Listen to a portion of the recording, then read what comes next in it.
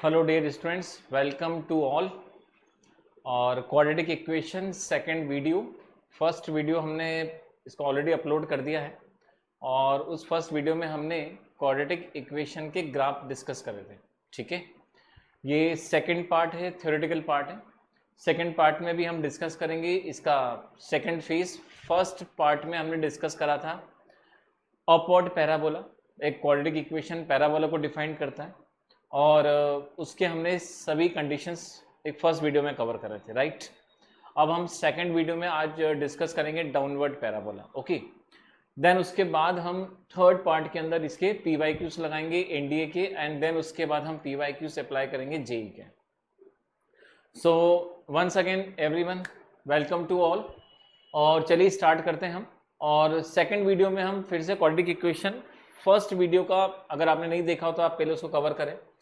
Theoretical part second video, quadratic equation class 11, 12 and plus JEE plus NDA students.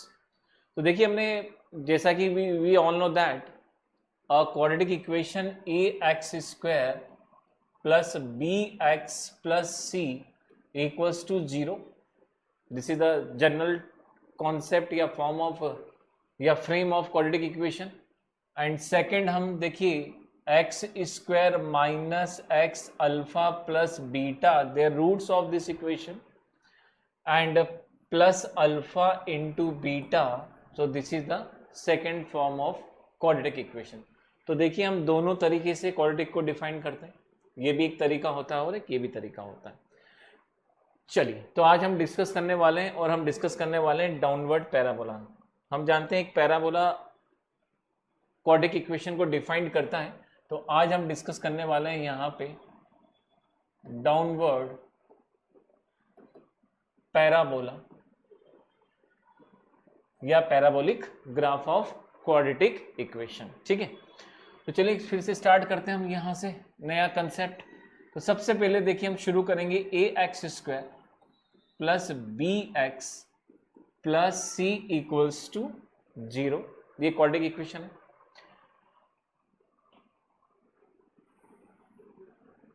Condition, और condition यहां पे downward parabola की, the coefficient of x², जिसे हम generally a से represent करते हैं। तो कोफिशिएंट ऑफ यहां पे आप देखेंगे उसे a से रिप्रेजेंट किया गया। इट शुड बी नेगेटिव, इसका डेटा माइनस में होना चाहिए। It should be negative. For the example -2x², यहां प्लस माइनस कुछ भी हो सकता है, इसलिए हमने दोनों सिंबल यूज कर लिए। Plus 4x and plus minus या माइनस प्लस कोई भी डेटा यहां पे होता है कांस्टेंट का, एंड इक्वल्स टू 0। अगर ये क्वाड्रेटिक इक्वेशन है और अगर हम इसका ग्राफ फ्रेम करेंगे, तो इसका ग्राफ जब भी फ्रेम होगा तो देखिए यहाँ पे x² का जो कोफिशिएंट आपको मिल रहा है वो नेगेटिव मिल रहा है। इसका मतलब यहाँ पे जब भी इसका ग्राफ ड्रॉ होगा वो हमेशा एक डाउनवर्ड पैराबोला होगा। तो चलिए यहाँ से हम इसका एक ज्योमेट्री ड्रॉ करते हैं। तो मान के चलते हैं हमारे पास एक इक्वेशन, इस इक्वेशन को हटा देते हैं हम क्योंकि हम जनरल इक्वेशन डिस्कस कर रहे हैं। And a is a less than 0, अगर a नेगेटिव है, लेस देन 0 है, तो इसका जो हमें ग्राफ मिलेगा, तो देखिए this is the x axis line. आप चाहें तो इसको कंप्लीटली x और y में कन्वर्ट कर सकते हैं, पर हम यहाँ पे अभी सिंपल एक लाइन ड्रॉ कर रहे हैं। This is the x axis line, और हमें ज्योमेट्री ड्रॉ करना है एक क्वाड्रेटिक इक्वेशन की जिसमें a जो है कोफिशिएंट x² का वो नेगेटिव है। तो देखिए इसका जो ग्राफ ड्रॉ होगा वो लाइक दिस, ऐसा ग्राफ। अगर इसके रूट्स हमें अल्फा और बीटा मिल रहे हैं तो ये भी ग्राफ ऐसे ही ड्रॉ होगा। अगर इसके रूट हमें अल्फा और बीटा इक्वल्स टू मिल रहे हैं तब भी देखिए कहीं ना कहीं वो ग्राफ टच करेगा। मैं कुछ रफ एस्टिमेट यहाँ पे ग्राफ बना रहा हूँ, अभी हम इसको डिस्कस करेंगे। और अगर इसका डिस्क्रिमिनेंट लेस देन 0 आ रहा है, जहां पे हम जानते हैं 10th क्लास में कि अगर डिस्क्रिमिनेंट b² - 4ac अगर लेस देन 0 है, इसका मतलब इसके कोई रियल सॉल्यूशन नहीं आएंगे। तो ये उस कंडीशन में ग्राफ एक्सिस को कट नहीं करेगा और ग्राफ एक्सिस को टच नहीं करेगा। ये ग्राफ डाउनवर्ड है, इसलिए ऐसा नीचे से पास हो जाएगा। सो आज हम इन तीनों फिगर्स को आराम से डिस्कस करेंगे, तीनों कंडीशंस को हम देखेंगे। तो चलिए हम स्टार्ट करते हैं, इसका पहला केस स्टडी करते हैं। ओके, तो मान के चलिए हमारे पास में एक इक्वेशन दे रखा है ax² plus bx plus c and equals to 0, ये हमारे पास इक्वेशन। कंडीशन अप्लाई करते हैं हम यहाँ पे कि a जो है वो लेस देन 0 है, और उस कंडीशन में हमें जो ग्राफ मिलेगा वो एक डाउनवर्ड पैराबोला मिलेगा। ठीक है, अब एक काम करिए, आप यहाँ अप्लाई कीजिए 10th क्लास का formula, minus b plus minus under root b square minus 4ac whole divided by कितना 2। ठीक है, देखिए हम जानते हैं b square minus 4ac equals to में हम इसको डिस्क्रिमिनेंट बोलते हैं, मीनेंट, और इस डिस्क्रिमिनेंट के हमें कई टाइप्स के नेचर मिलते हैं। इसका d अगर ग्रेटर देन 0 होगा तो अल्फा और बीटा 2 डिस्टिंक्ट वैल्यू मिलेंगे, और ये दोनों वैल्यू एक दूसरे से अलग अलग होंगी, that's why it is called the distinct value. Clear है? अगर हमने d को एग्जैक्ट इक्वल्स टू 0 फाइंड किया, उस कंडीशन में अल्फा एंड बीटा फिर से रियल सॉल्यूशन होंगे, बट अल्फा और बीटा दोनों इक्वल होंगे। And third and last case, if discriminant is less than 0, उस कंडीशन में हम जानते हैं नो सॉल्यूशन या इमेजिनरी सॉल्यूशन, हमें कुछ भी सॉल्यूशन नहीं मिलेगा। तो चलिए वन बाय वन हम तीनों कंडीशन डिस्कस कर लेते हैं यहाँ पे। So B square minus 4ac discriminant अगर हम मान के चलें, सपोज, देखिए कंडीशन याद रखिएगा, हम ये वाला केस स्टडी कर रहे हैं, and discriminant is greater than 0, उस कंडीशन में हमें अल्फा एंड बीटा दोनों रूट्स मिलेंगे। You will get 2 different roots and their value should be real, वो बिल्कुल होगी, एंड दे आर डिस्टिंक्ट, वो दोनों अलग अलग होंगे।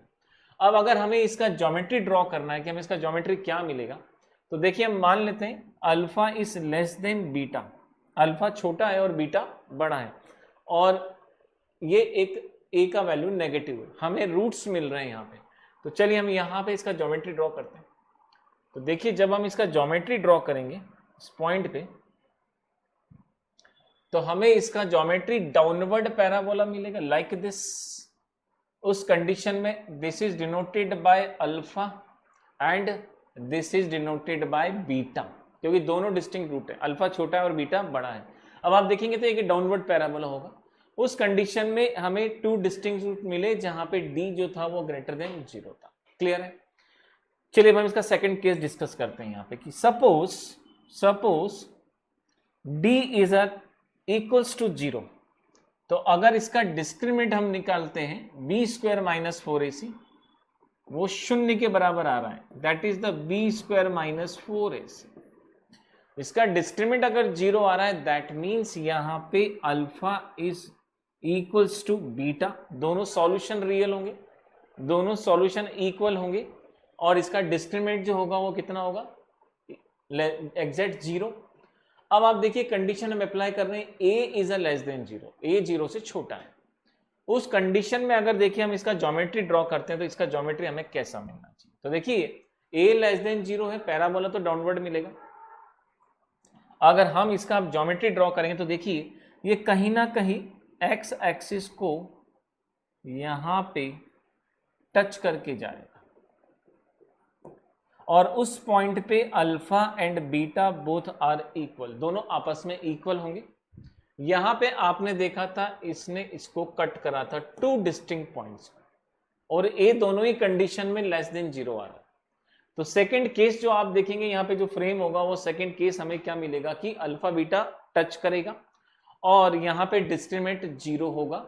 अब चलिए इसका हम थर्ड केस डिस्कस करते हैं, और देखिए यहाँ पे थर्ड केस हम ले लेते हैं। Suppose B square minus 4ac हम सॉल्व करते हैं, और इसका जो हमें रिजल्ट मिलेगा यहाँ पे बी स्क्वायर माइनस 4ac का, और इसका रिजल्ट हमारे पास है d, और d हमें मिला लेस देन 0, मतलब यहाँ से जब आप सॉल्व करेंगे तो आपको एक नेगेटिव वैल्यू मिलेगी। सो 10th क्लास स्टूडेंट, अब आप 11th-12th जेई की तैयारी कर रहे हैं, अगर डिस्क्रिमिनेंट लेस देन 0 हो तो हमें कभी भी इसका सॉल्यूशन रियल नहीं मिलता है। पहली चीज इमेजिनरी सॉल्यूशन मिलेगा, इसलिए हम 11th क्लास में कॉम्प्लेक्स टॉपिक स्टडी करते हैं। जब हम देखेंगे इसका डिस्क्रिमिनेंट लेस देन 0 होगा तो हम बोलेंगे नो रियल सॉल्यूशन, यहाँ पे कभी भी ये किसी एक्स एक्सिस को ना तो टच करेगा और ना ही कट करेगा। ऐसी कंडीशन में ये ग्राफ कितना नीचे जाएगा, डाउन कितना होगा। तो देखिए अगर इसका ज्योमेट्री हम कुछ यहां ट्राई करें, इसको हम इस स्पेस पे कर लेते हैं, इस पॉइंट पे डिस्कस करें, या एक काम करते हैं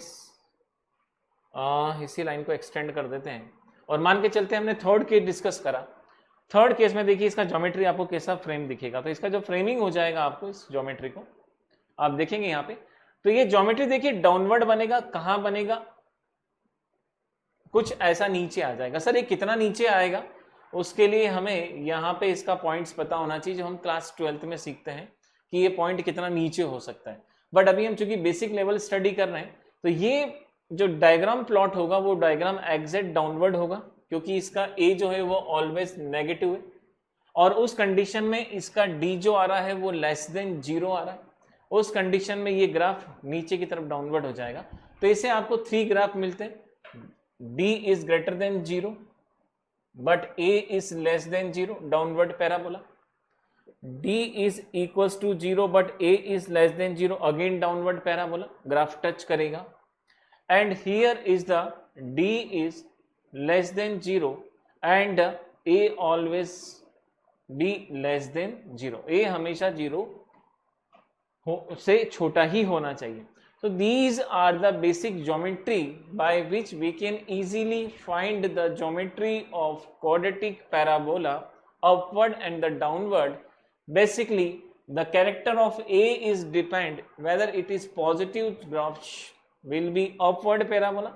By first video we cover all the parameters, and if A is a less than 0, that time you will find the parabola which would be downward. It may be cut 2 distinct point to the x-axis. It may be touched to the x-axis only one point where D equals to 0, and where D is less than 0 it will not cut, not touch, but it will be downward because the value of x square coefficient is negative. So I hope my dear students from video first and second, इस video को ज़्यादा बड़ा नहीं करेंगे हम, downward and upward parabola हमने सीख लिया होगा। इसमें जेई लेवल से लेकर एनडी लेवल पे अच्छे स्टैंडर्ड क्वेश्चन पूछे जाते हैं, और अगर आपका विजुअलाइजेशन बहुत अच्छा है तो आप बहुत शॉर्ट टाइम में इसको इजीली कवर कर सकते हैं और प्रॉब्लम सॉल्व कर सकते हैं। तो चलिए हम मिलेंगे अब अपने थर्ड वीडियो में, जिसमें हम अप्लाई करेंगे इसके सारे PYQ। फर्स्ट हम एनडी PYQ अप्लाई करेंगे, देन उसके बाद हम जेई के PYQs लगाएंगे। Thank you very much, thanks a lot.